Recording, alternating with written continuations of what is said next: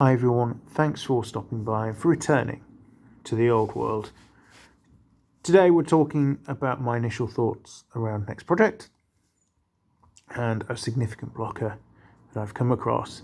The title of this video probably giving the game away somewhat. So at the time of recording, I'm thinking about my next project. Now the primary goal is going to be to remain on track and working towards building up my dwarf force for Warhammer the Old World.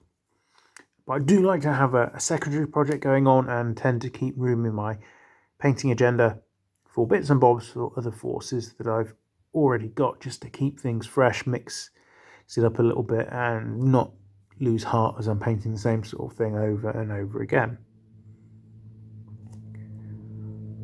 So where am I with my thought process? Well, I've wondered about, given that I, on a reasonably regular basis, try and attend the Warhammer event, which is a 40k casual tournament hosted at Dice Saloon in Brighton in the south of England. Perhaps I want to make one of my existing forces a bit more competitive. And rather than turning up hoping to go 1 and 2, but probably expecting to go 0 and 3, to building something that, if I have a good day, might go 2 and 1. And with that in mind, I've thought about my orcs and the Indomitus Necrons that I got some time ago and are largely unpainted. Let's start with the orcs. So, by way of background, I started playing Warhammer 40k at the back end of 4th, just a couple of months probably before 5th dropped. And my first army I started collecting was orcs. Originally envisioned to be the vanguard of a greater war, so lots of light vehicles, mechanized infantry, stuff like that, but gradually the idea sort of morphed into more of a green tide approach. Over the years, I've bought bits and bobs for the army, made some tweaks, but I've never really sat down and gone, what will make this army more competitive? And I've certainly not bought any of the newer stuff, so I don't have any Beast Nugger Boys, for example. I have relatively recently picked up some grots, which I'm going to, use as 40k grots. But that's sort of been my one concession towards something a bit more competitive. So I did a bit of research, and it seems a lot of lists contain a kill rig or two, and that Gaz remains a popular choice, but he perhaps is no longer the default option that he was a month or two ago. So, okay, what would it take to get a couple of kill rigs, either in the near future or perhaps sticking something on my Christmas list? Ooh dear. So I hop on the Games Workshop website, I have a look at an online retailer. The cost of a kill rig I see is in recommended retail about £80. So 160 for the two that I'd want if I went down this route. I don't know what it is in euros or dollars, Canadian, American or otherwise, but £160 for two models, £80 each, that's a big chunk of change to drop in one foul swoop. Now I know that building a big mob of orcs probably doesn't cost that much less, but you can do it in installments when you can buy 10 guys, you're not dropping £80 in one go. And as I say, I do recognise that's RRP, and you can get it for about 60-ish, just over 60 quid on online stores. But again, it's still a lot of money. So I started thinking, okay, what about the Necrons? Now, I don't have many Necrons. I got the Indomitus starter set.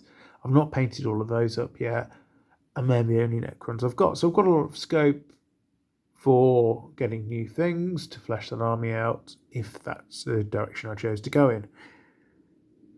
So what do Necrons look like? Well, They seem to have a really good secondary game at the moment, albeit fully appreciate by the time I actually got around to getting an army on the table, will not be in the current chapter approved anymore, will be 1-2 further down the line. Who knows how effective they'll be. But they do seem to all be based around the concept of having the Silent King sat there. And that figure's over £100, which, like with the kill rigs, is a big chunk of change to drop in one foul swoop. Now, don't get me wrong, I think the model's lovely. I've seen it in the flesh a few times. It's big, it's intricate. It would probably be a very interesting painting project, albeit slightly daunting given that complexity of the model and its size. But I just looked at the cost and went, ooh, I'm not sure about that. Particularly going back to the comment I just made, which is, it'll take me a while to get the Necrons on the table. And do I want to throw a lot of money at something where there's no guarantee that actually stuff I would want to use, because I'm not tinkering with an existing army to get it to the table more effectively. Pretty much it's new army territory. So the cost has definitely put me off there too. Which kind of presents an overall conclusion, just based on those couple of armies, and ignoring the fact that, you know, Space Marines, their lists have the big expensive dreadnoughts tend to be in them, or Space Wolves with the, you know, maybe it's the forward world options floating around, stuff like that. It's a real barrier to getting involved in a competitive sense. So what next? Well, my thinking carries on.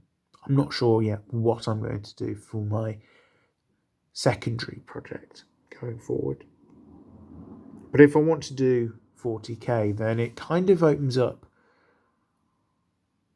3D printing. This isn't a direction of travel I've really gone down before with my thoughts. I'm aware that people have them tend to be quite happy with the results. They're talking about getting models for a few pence. I mean, looking at my Warhammer Dwarf Force, the box on the left, you get 30 guys, they come out at about 80-ish pence each. Alright, you could get it a bit cheaper, but not having to make the big investment for what, $350, something like that, for a 3D printer, plus all the resin goo stuff and the UV light and all the rest of it. It doesn't seem worth it until you start thinking about the bigger vehicles. Your Silent Kings, your kill rigs, your terrain. And actually, if I want something to represent those kind of models, obviously not a direct copy, because that would be dodgy. But if I wanted a force based on big impressive models, then actually maybe that 3D printer starts to become a bit more viable, because if it's going to, say, cost me £5 to print something that would substitute for a kill rig, that's what, £10 for 2 vehicles, a saving of 150. That's nearly halfway towards the cost of the printer in the first place. So where does this leave me? Yeah, I think that competitive 40k, there's definitely that cost barrier, which, as we're going into the cost of living crisis and getting ever deeper into that, energy costs going up, food costs going up, the ability for people just to drop a ton and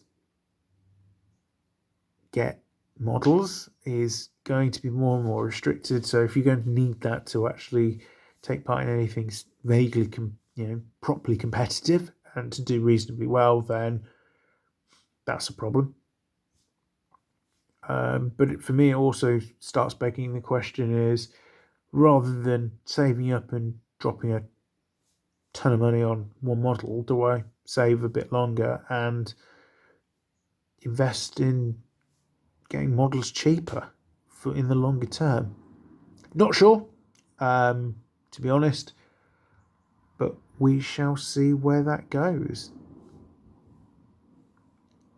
That's it from me. Thank you very much for dropping by and listening to me ramble around purely really my shock at how much a couple of models cost these days for the big centerpiece models.